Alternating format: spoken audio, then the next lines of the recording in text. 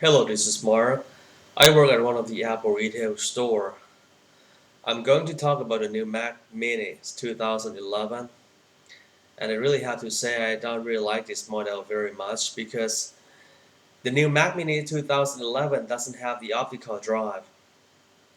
Okay, it doesn't have the optical drive, so you have two options. First, you have to buy the external optical drive, the one that we use for the MacBook Air, and secondly, Um, I think you might have to use a feature called DVD or CD sharing, but it might cause some hassle.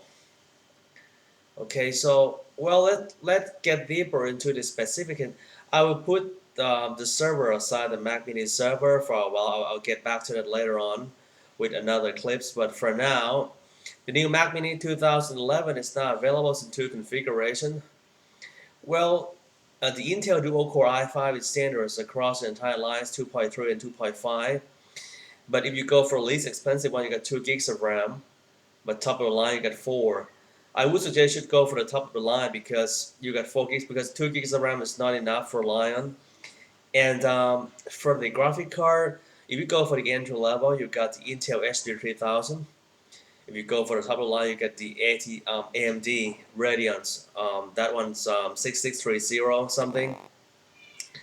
Well, I think if you go for the top of the line, might be a better value for the Mac Mini 2011 because if you go for a least expensive one and you add more RAMs, the price will be pretty close to the top of the line. Okay, so that's my personal opinions. Both of them comes with 500 gigabyte storage and preloaded with macOS 10.7 Lion. The things that I really hate about this model, it doesn't have an optical drive.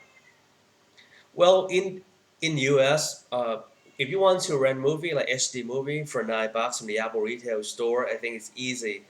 But in Myanmar, Thailand, Cambodia, like for instance in Thailand where I live, that service for movie rentings is not available here.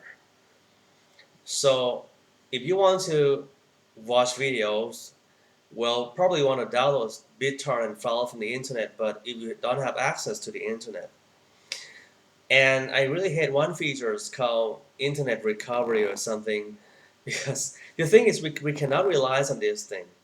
And Apple made things much harder to follow.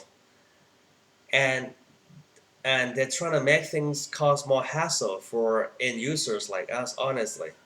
And that's the truth. So I still insist that if you still really want to buy this Mac Mini 2011, apart from if you really want to get that Thunderbolt ports, well, I would suggest the top of the line 799 with better graphic cards and 4 gigs of RAM because if you go for a least expensive one and if you want to add more RAM, so the total price after you have added the RAMs might be pretty close to the top of the line.